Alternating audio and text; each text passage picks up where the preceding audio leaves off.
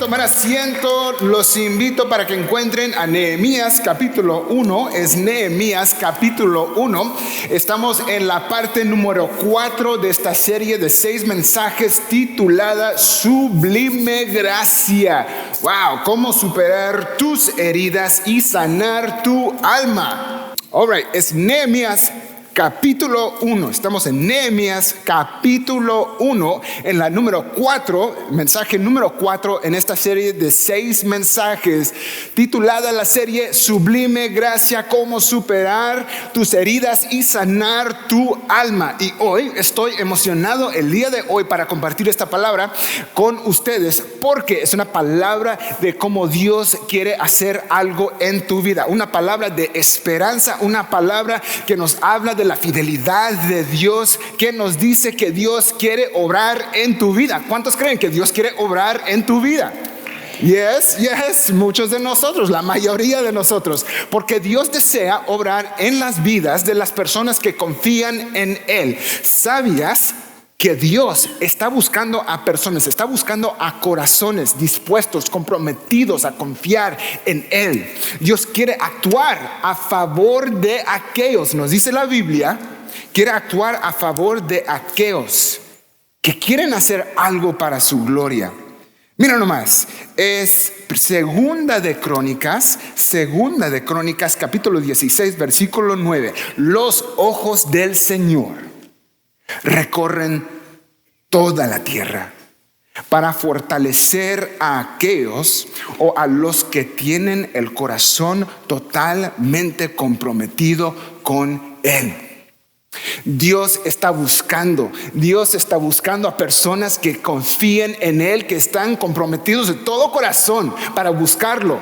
Dios siempre está dispuesto para hacer algo en tu vida. Yo creo que Dios quiere empezar a hacer algo en tu vida el día de hoy, y eso lo vamos a ver a través de Nehemías capítulo 1.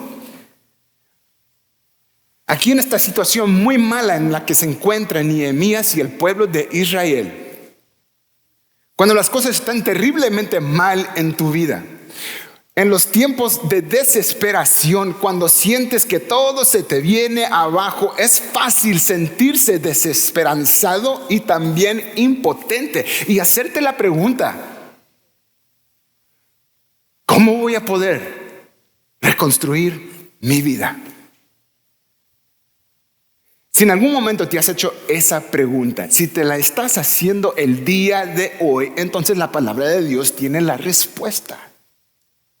Today, hoy, que es la siguiente: ¿cómo voy a poder reconstruir mi vida? La respuesta es que nada es imposible con la gracia.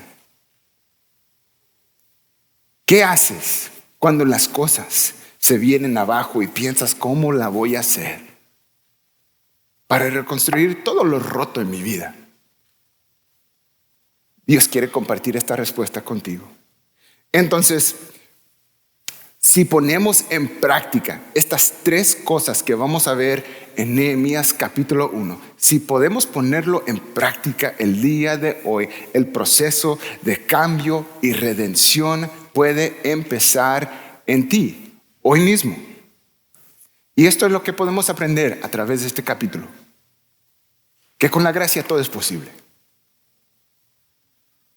Y este también va a servir como la primera parte de nuestra serie en Nehemías, que empieza en algunas semanas. ¿Qué es la primera cosa entre estas 3 cosas que vemos en Nehemías 1? Bueno, la primera es que el primer paso para recuperar lo que perdiste es llorar. Estamos hablando duelo, luto. Es llorar por lo que has perdido. ¿Estás listo, Son Brian? Vamos a ver, Nehemías capítulo 1, versículo 1. Estamos leyendo de la Nueva Traducción Viviente. Estas son las memorias de Nehemías, hijo de Acalías.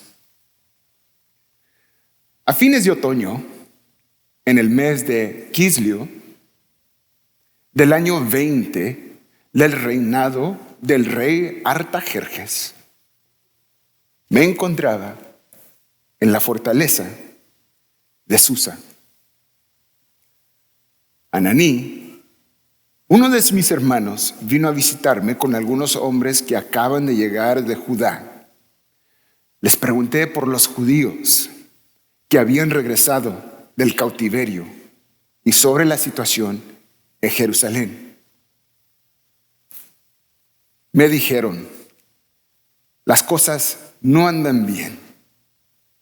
Los que regresaron a la provincia de Judá, donde está ubicada la ciudad de Jerusalén, tienen grandes dificultades y viven en desgracia.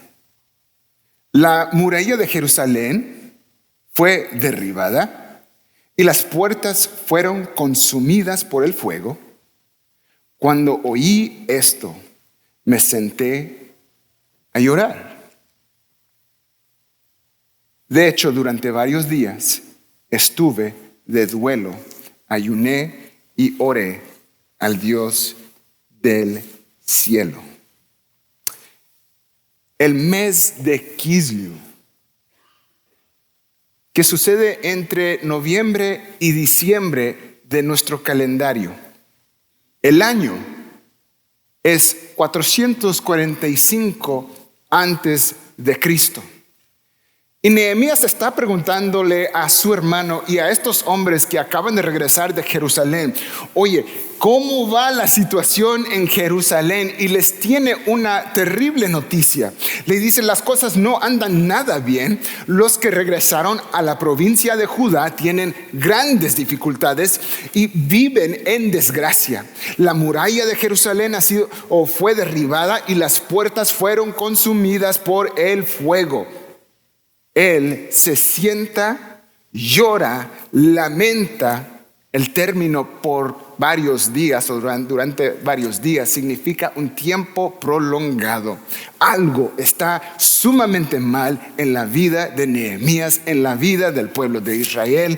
El libro inicia con Nehemías en lágrimas, en duelo, en llanto. ¿Qué onda? ¿Qué pasó? Pues aquí les va el resto del contexto. Sucede que en el año 587 antes de Cristo, el pueblo de Israel había sufrido una gran pérdida, la pérdida más grande en toda su historia hasta este momento. La mayoría de su historia hasta este momento ha sido de lo que nosotros leemos, comenzando con Samuel y después Saúl y después David y después Salomón. Pero ahora algo ha cambiado. Ellos han sufrido la pérdida de su reino. El reino de Israel, Israel como gobierno ha fracasado, ya no existe. Perdieron su reino, perdieron sus hogares, perdieron su tierra. Les quitaron sus riquezas. Y todos los edificios en Jerusalén, incluso la muralla que la protegía, fueron consumidas, quemadas hasta el suelo. Cuando todo se te viene encima, literalmente.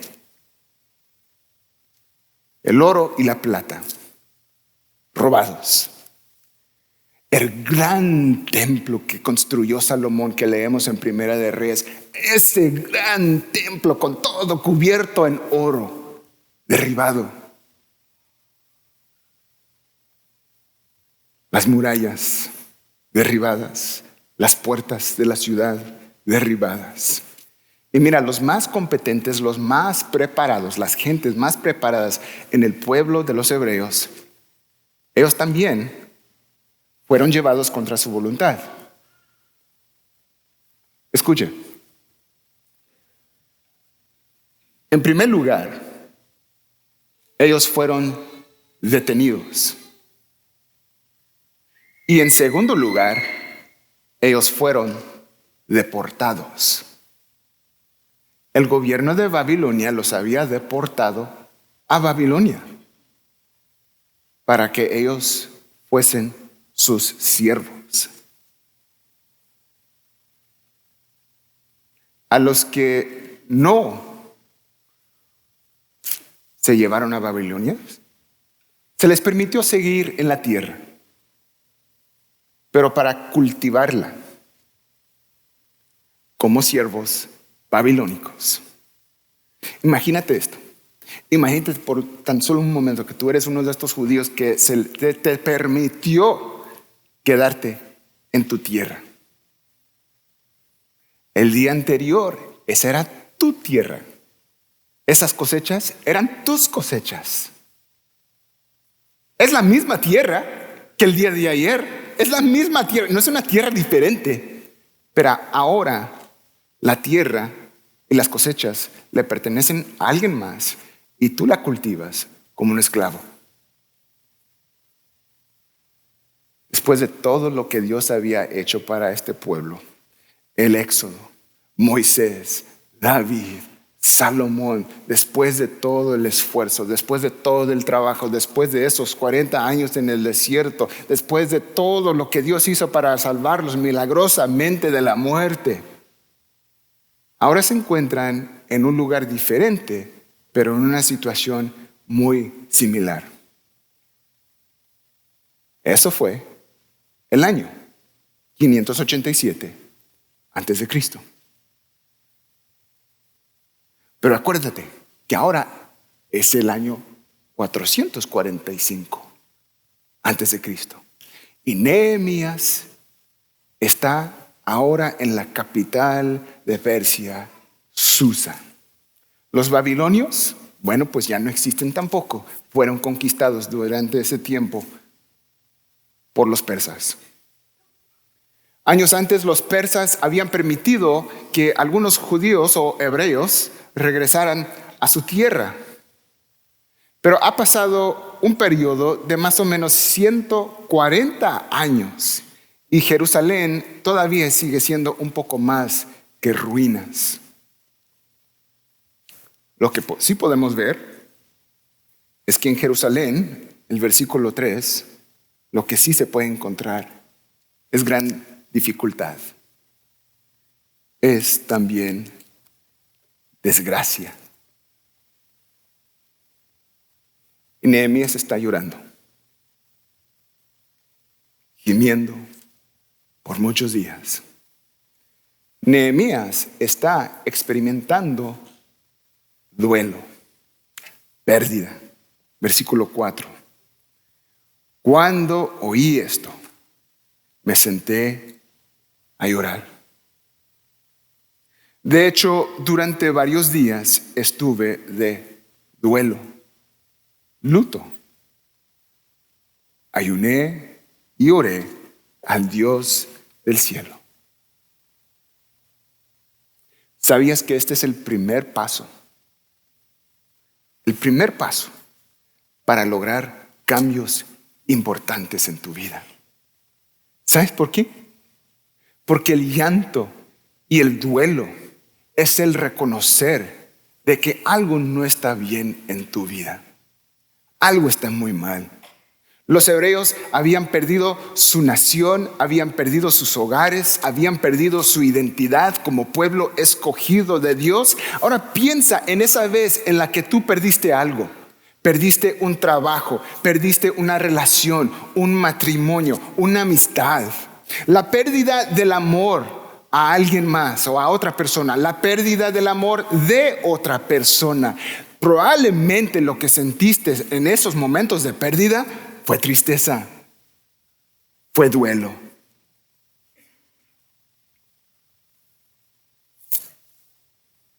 El duelo es el dolor más difícil con el que nosotros tenemos que lidiar, pero no es el peor dolor, porque el duelo es el dolor que cura a todos los demás dolores.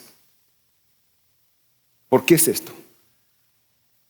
¿Por qué es tan especial el duelo? ¿Por qué es el dolor que cura? Porque el duelo, mira, es la manera, el proceso por el cual Dios nos capacita a superar las malas experiencias en nuestras vidas. Es el proceso por el cual nosotros somos capacitados para finalmente dejar ir, soltar aquellas experiencias malas.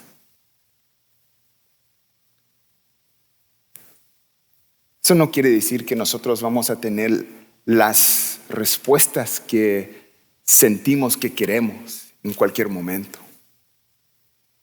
Esto no quiere decir que tus preguntas, todas tus preguntas van a tener respuestas. Pero al final de cuentas, lo que hace el duelo, este proceso, hace posible que la herida se cierre. Y puedes obtener la paz que necesitas. El duelo te hace capaz de soltar lo malo para que tú te puedas abrir a lo nuevo y las cosas buenas que Dios quiere traer a tu vida. Porque el duelo es donde la gracia de Dios y tu corazón herido se unen.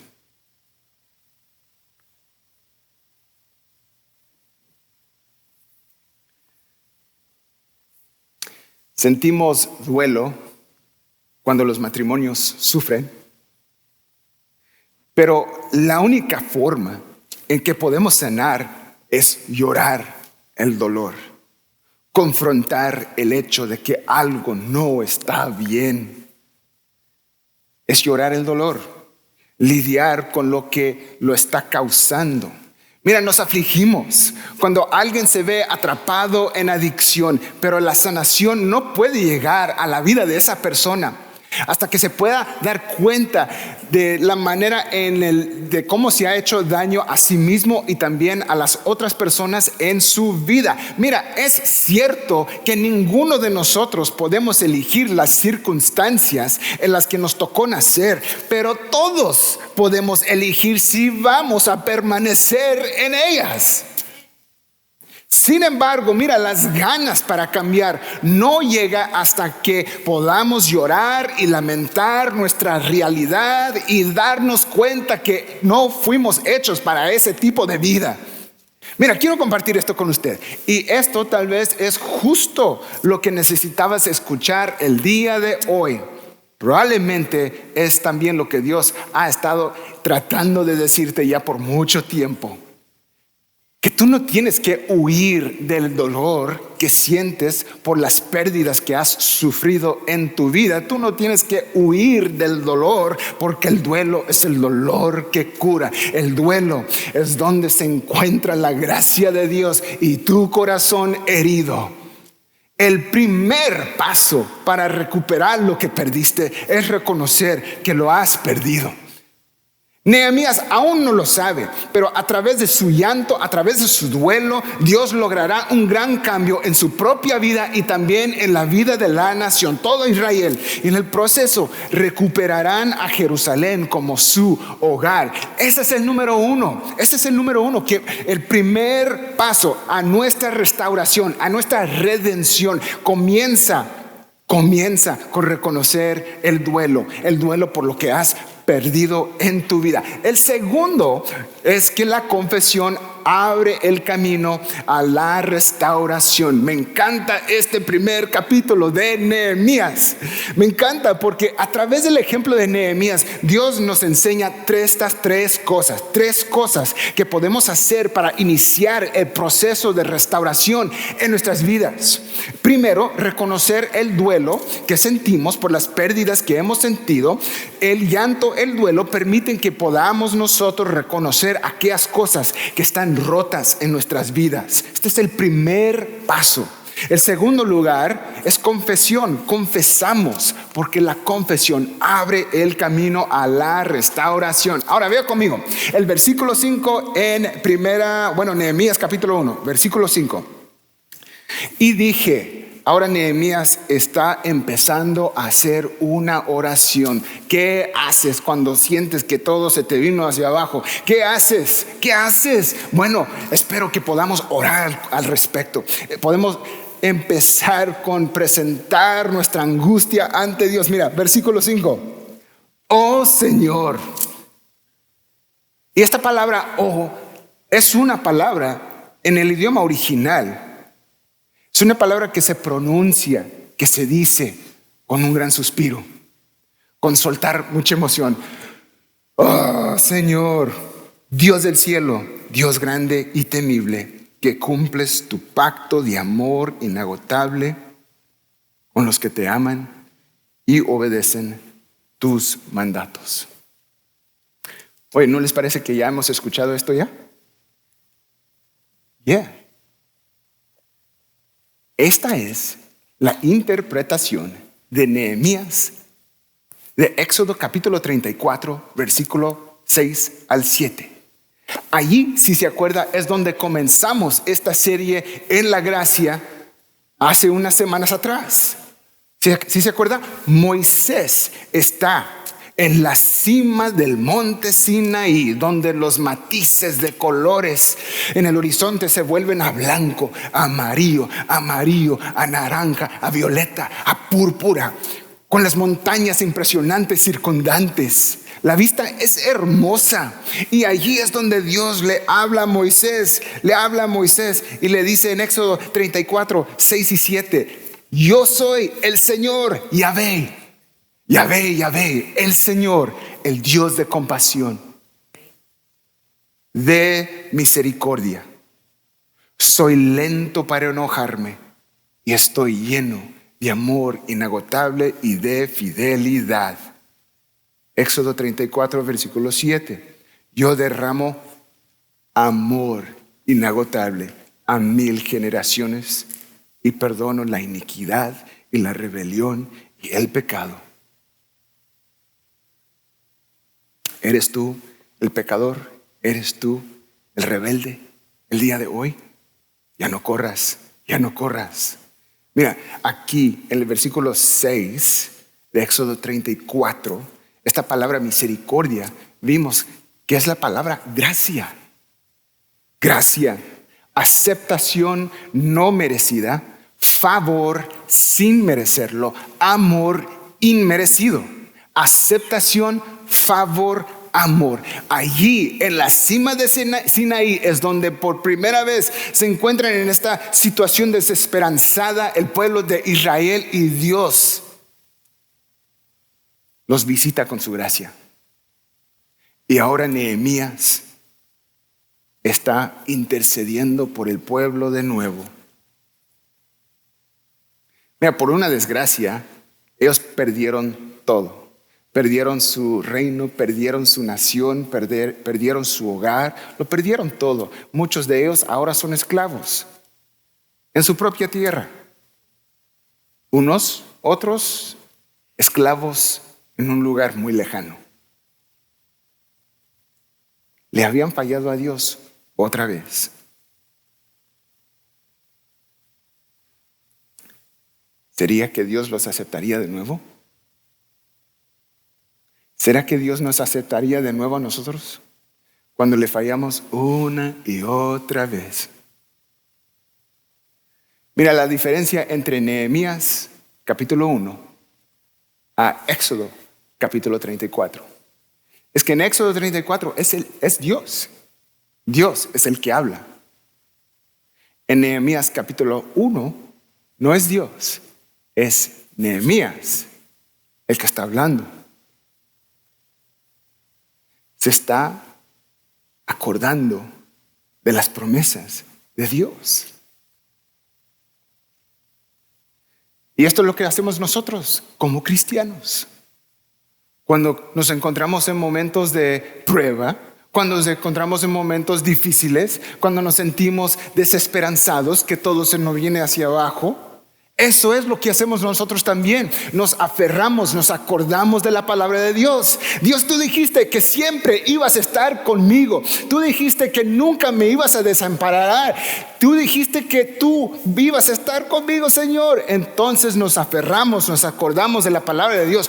800 años después de que Moisés estuviera en la cima de Sinaí, ahora Nehemías clama: Yahvé, Dios, te necesitamos, porque sin ti no tenemos esperanza. Sin ti no la vamos a hacer, ni como nación, o pueblo o individuos. Vean, los eruditos de la Biblia se observan el término que utiliza o el nombre que usa Nehemías. Él usa Yahvé. En otras palabras, no es cualquier Dios, es el Dios de los hebreos, el Dios que hizo un pacto con ellos. También observan los eruditos de la Biblia, aunque no se notan en muchas de nuestras traducciones españolas, en el hebreo dice el Dios, utiliza el artículo el Dios grande y temible. Y eso nos habla acerca de lo que Nehemías cree acerca de Dios. Él cree que solo Yahvé es Dios, solo Yahvé es grande, solo Yahvé es temible. Dios, dice Nehemías, dijiste que guardarías el pacto, dijiste que guardarías el amor inagotable para tu pueblo. Entonces, Dios, si eso es verdad, por favor, escúchame. ¿Cuántas veces no te has encontrado en esta situación?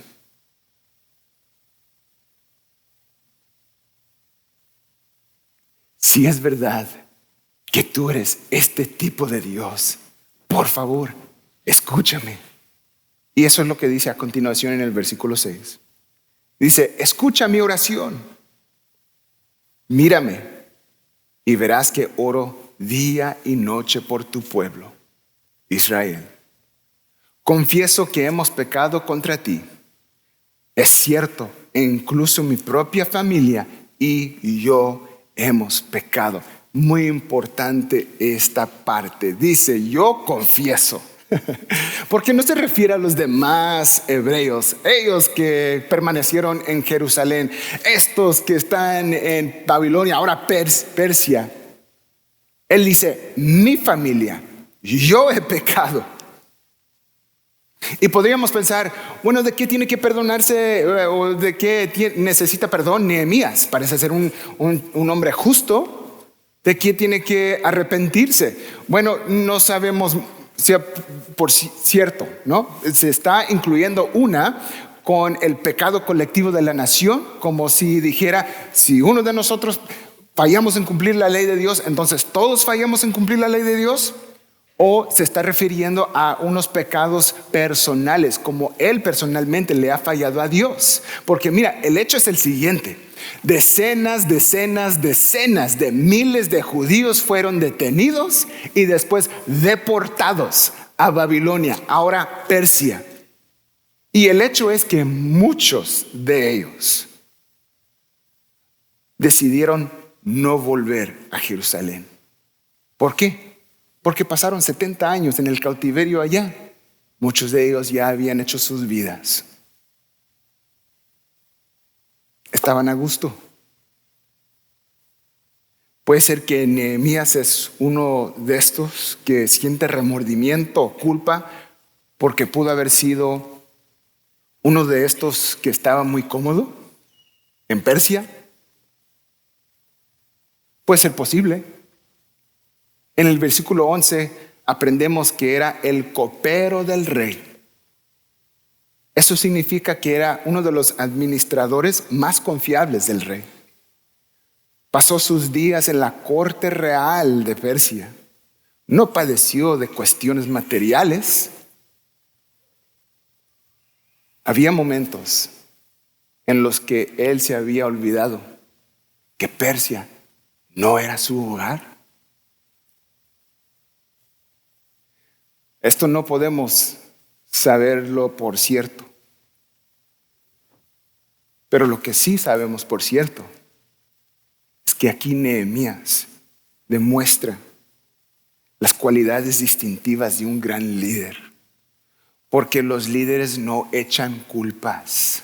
Los líderes asumen responsabilidades. Los grandes líderes no se creen por encima de los demás. Los grandes líderes se definen por su carácter. Nehemías está comprometido con la humildad. Nehemías está comprometido a hacer el arduo trabajo de interceder y persistir por los demás. Y como todos los grandes líderes, está comprometido a superar los límites de sus habilidades y destrezas, como lo vamos a ver hacer más para adelante. Ahora Nehemías continúa en el versículo 7. Hemos pecado terriblemente al no haber obedecido los mandatos, los decretos y las ordenanzas que nos diste por medio de tu siervo Moisés. Los decretos y las ordenanzas dadas, ¿dónde? En la cima de Sinaí. Pero mira, ahora en el versículo 8, Nehemías nos lleva del panorama impresionante de la cima de Sinaí y nos muestra otro panorama.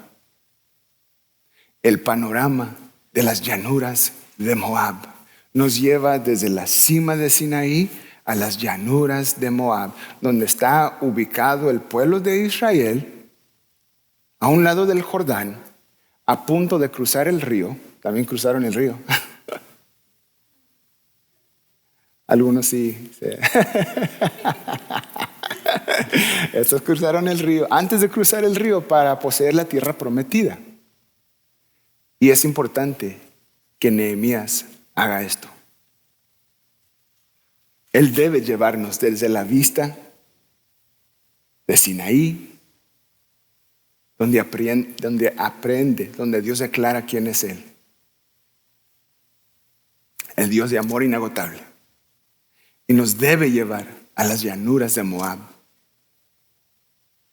Porque ahí, en las llanuras de Moab, Dios hizo otra promesa.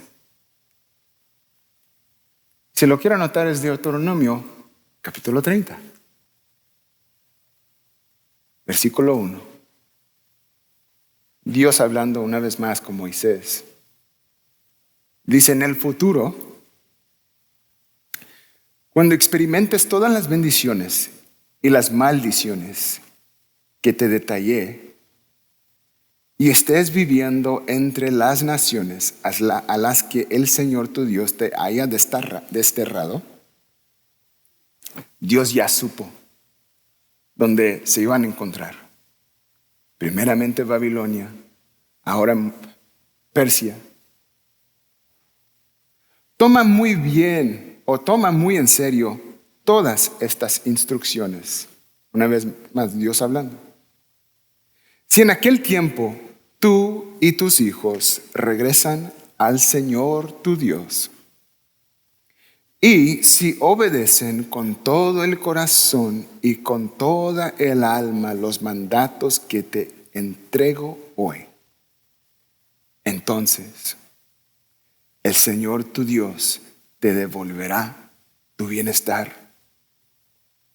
Tendrá misericordia de ti y te volverá a reunir de entre todas las naciones por donde te dispersó.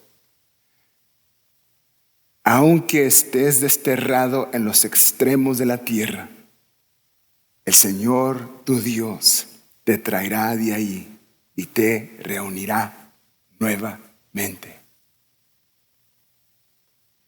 Ahora, veamos Nehemías capítulo 1, versículo 8 a 9. Nehemías todavía orando. Te suplico que recuerdes lo que le dijiste a tu siervo Moisés en las llanuras de Moab, justo antes de cruzar el río para poseer la tierra prometida. Si me son infieles, los dispersaré entre todas las naciones. Pero si vuelven a mí y obedecen mis mandatos y viven conforme a ellos, entonces, aunque se encuentren desterrados en los extremos más lejanos de la tierra, yo los volveré a traer al lugar que elegí para que mi nombre sea honorado. Dios ya supo dónde se iban a encontrar estas personas. Y supo que una vez más iban a necesitar de su gracia. Y se las dio. Si has intentado muchísimo cambiar tu forma de hacer, tu forma de hablar, y te sientes un poco impotente porque no sabes si vas a poder cambiar, también para ti hay suficientemente gracia. En el versículo 10 aquí, Nehemías ahora empieza a hablar como Moisés, como un verdadero intercesor. Él es tan audaz para recordarle a Dios lo que Dios dijo. El pueblo que tú rescataste con tu gran poder y tu mano fuerte es tu siervo.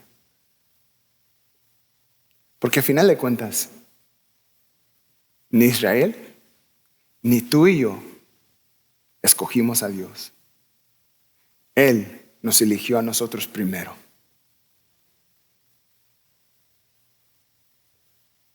La fe que tiene Nehemías no fallará, porque la gracia nunca falla. La gracia nunca falla, porque la palabra de Dios tampoco falla. Nunca falla. Mira, si ponemos atención a estos 11 versículos, nosotros podemos ver un cambio constante, un cambio progresivo en Nehemías, en 11 versículos. Miremos el versículo 11. Una vez más, oh Señor, te suplico que oigas mi oración. Escucha las oraciones de aquellos quienes nos deleitamos en darte honra. Te suplico que hoy me concedas éxito y hagas que el rey me dé su favor. Pon en su corazón el deseo de ser bondadoso conmigo. Así como lo hizo en el versículo 5, empieza con este gran gemido, oh Señor. Pero en el versículo 5 Nehemías clama a causa de llanto y duelo. Aquí en el versículo 11 Nehemías clama pidiendo acción de parte de Dios. Nehemías nada más es una persona, él sabe esto. La obra que Dios ha planeado para su vida, él lo hará, pero no lo hará solo. Pero Nehemías le está pidiendo a Dios, inclúyame a mí, Señor, inclúyame a mí, no me dejes afuera. Además, le pide a Dios que comience este proceso de cambio y restauración consigo mismo. Esto nuevamente aquí vemos a lo que distingue a un gran líder. Es suficientemente audaz para creer que Dios puede empezar con una sola persona. Dios no necesita un ejército o multitudes de gente para lograr un cambio en el mundo. Dios puede comenzar con una persona. Nosotros tenemos la tendencia de entender las cosas al revés. Nosotros tenemos la tendencia de sobreestimar el impacto de grandes eventos y grandes multitudes, y tenemos la tendencia de subestimar el impacto de personas fieles, comprometidas y que están dispuestos a decir, Dios, el cambio y la restauración que quieres traer a mi vida, a mi familia, a mi iglesia, que empiece cambiándome a mí, empieza conmigo. Eso es lo que hacen los grandes líderes. Los grandes líderes no dicen, ay Dios, por favor, cambia a mi esposa, cambia a mi esposo. Los grandes líderes empiezan con decir, cámbiame a mí, yo primero, Yo primero, cámbiame a mí. Stonebriar, yo creo que Dios está haciendo cosas especiales aquí en Stonebriar, en nuestra iglesia, en nuestra congregación. Yo creo eso. Especialmente ustedes que han estado aquí ya por muchos años más que yo. Ustedes saben que el Stonebriar, el día de hoy, no es el Stonebriar que era antes. Dios ha empezado en su misericordia, en su voluntad, algo nuevo. Se parece diferente este ministerio al ministerio que era antes. ¿No es verdad? Se ve diferente. Entonces, mira, si has estado como espectador, ya no lo sigas haciendo. No sigas siendo un espectador. Porque los grandes líderes no dicen, bueno, déjame quedarme un tiempo en esta iglesia y vamos a ver qué pasa. Los grandes líderes dicen, Dios, la restauración y el cambio que tú quieres traer a esta iglesia, que comience conmigo. Yo primero. En el versículo 11, mira, hay otras dos cosas que podemos ver aquí en este versículo 11 que nos dan una idea de lo que podemos esperar para el resto del libro. La segunda parte, mira, la segunda parte del versículo 11. Te suplico que hoy me concedas éxito y hagas que el rey me dé su favor. Pon en su corazón el deseo de ser bondadoso conmigo. Mira, hay personas en la vida de Nehemías. Dios ha puesto personas en la vida de Nehemías con los recursos para ayudarle.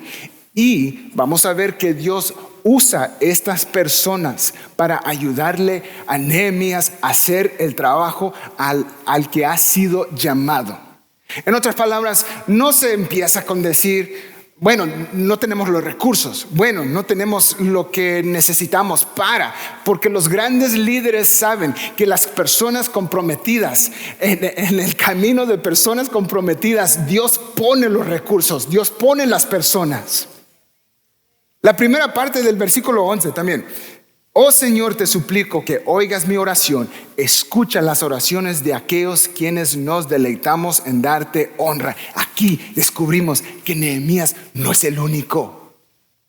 Hay muchos más hebreos que quieren ver a Dios actuar a favor de su pueblo. Hay muchos más. Él no es el único que está en duelo por los problemas y la desgracia en Jerusalén. Él no es el único que quiere que Dios haga algo al respecto. Hay muchos más. Justo cuando crees que tú eres el único, que nadie te puede entender, que nadie entienda tu situación, que estás solo, justo en ese momento Dios nos permite ver que nunca estuviste solo. Hay muchas más personas que quieren ver a Dios actuar. Muchos más que también quieren decir, Dios, el cambio que tú quieres traer a mi vida, el cambio que tú quieres traer a mi familia, a mi iglesia, comienza conmigo. Yo primero, no me dejes fuera, inclúyeme, no me dejes a la margen. Yo quiero ser parte, empieza conmigo.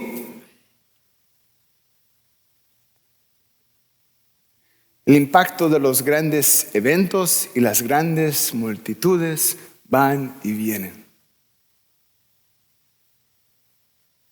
Pero el impacto de personas comprometidas, de personas que dicen, Dios, cámbiame a mí, inclúyeme a mí.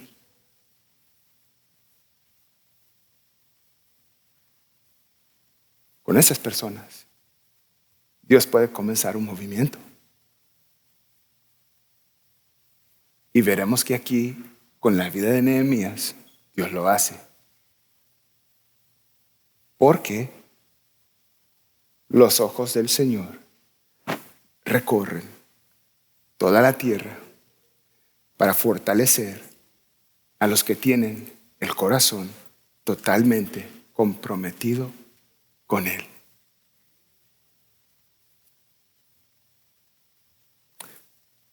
En solo 11 versículos vemos la vida de una persona cambiar. Primero empieza con Nehemías en llanto, en duelo. Pero el duelo a la vez es la cosa que lo permite dejar, soltar lo viejo, lo malo, para que se pueda abrir a las cosas nuevas y las cosas buenas que Dios quiere traer a su vida.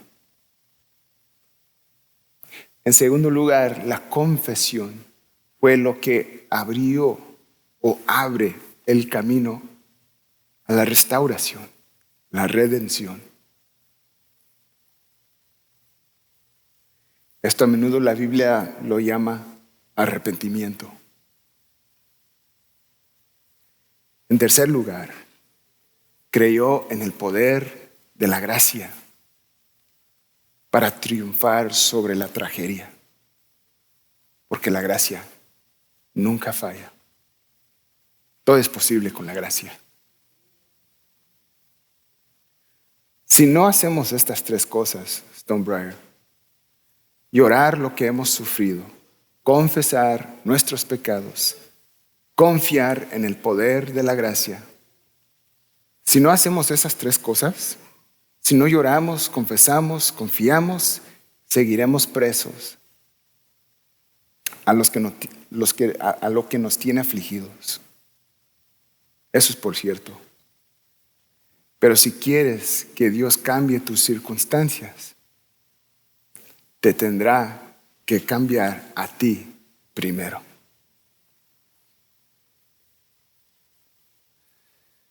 Mira, yo no soy tan viejo, tampoco soy tan joven.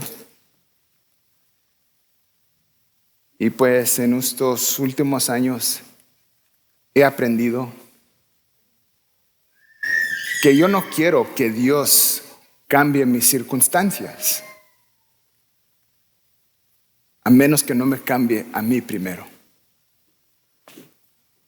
Porque si aún de una forma milagrosa Dios cambia mis circunstancias, pero no me cambia a mí, las bendiciones no las voy a poder retener. Se me van a ir otra vez. Aquí en Nehemías lo que vemos es que ya el tiempo que hemos vivido en negación, engañándonos sí mismos, como que el duelo no está allí. Eso que ya termine el día de hoy. Lo que vemos aquí es duelo que te capacita para soltar lo viejo y abrirte a lo nuevo. Lo que vemos es confesión que abre el camino a la redención de tus pecados, y también vemos la confianza en la gracia de Dios, porque todo es posible con la gracia. Ahora sí puedes hacer estas tres cosas, si podemos hacerlas todos juntos. Esto podría ser nosotros. Creo que tenemos una imagen aquí.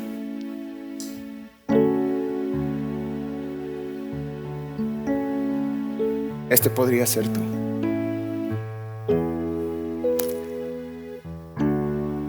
Llorar, confesar, confiar.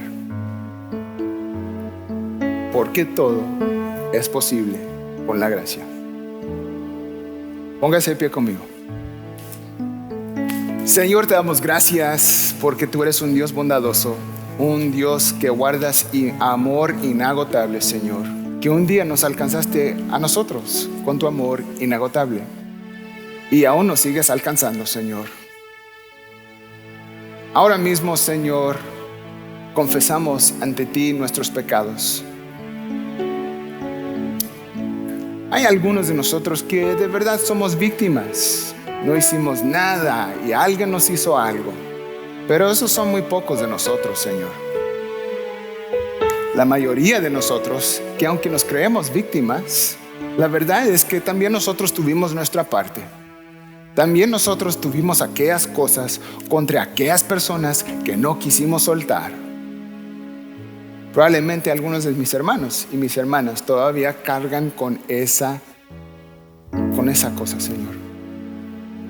confesamos este pecado ante ti y confiamos en el poder de la gracia para triunfar sobre la tragedia en nuestras vidas. Ayúdanos a reconocer. Ayúdanos, Señor, a soltar lo viejo. Ayúdanos a creer en tu poder. En Cristo Jesús. Amén.